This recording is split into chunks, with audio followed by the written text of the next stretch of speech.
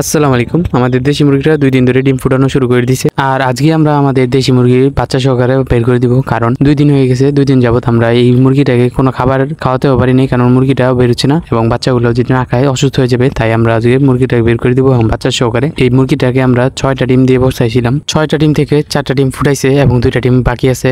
এই 2টা ডিম আমরা দেখবো ভালো নাকি খারাপ, তারপর আমরা ইনকিউবেটরে বসিয়ে দেবো। যদি বাচ্চা থাকে তাহলে আমরা এই ডিমগুলোকে ইনকিউবেটরে বসাই দেবো। আমরা কিছুদিন আগে আমরা একটা ইনকিউবেটর তৈরি করছিলাম আমাদের এই খামারের জন্য, এবং কোয়েল পাখির, দেশি মুরগি এবং হাঁসের জন্য এই ডিমগুলো যদি ফুটাইতে পারি তাই।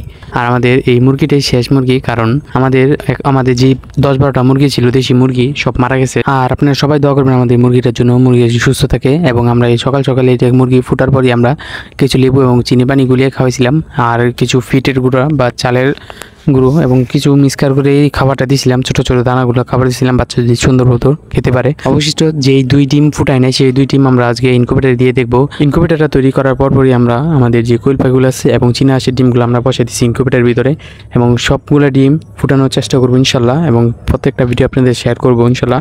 এবং আমাদের যে ডিমগুলো আছে মুরগির ডিমগুলো দুটোই নষ্ট হয়ে গেছে এবং 2টা ফেলে দিতে হবে, এই 2টা। আর প্রথম অবস্থায় আমরা আমাদের ইনকিউবেটরে আমাদের চীনা হাঁসের কিছু ডিম ছিল এবং কোয়েল পাখি কিছু ডিম অল্প পরিমাণে আমরা বসেছি দেখার জন্য, বা ইনকিউবেটর আমাদের ডিম কত পার্সেন্ট ফুটায় এবং কত পার্সেন্ট নষ্ট হয়। আমরা অল্প পরিমাণে ডিম বসেছি এবং পরবর্তীতে আমরা বেশি পরিমাণে ডিম বসাবো, এবং এটা নিয়ে একটা ভিডিও ইনশাল্লাহ দেওয়ার চেষ্টা করব।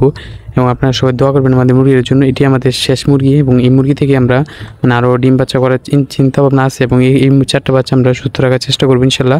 এবং সবাই দোয়া করবেন। আল্লাহ হাফেজ।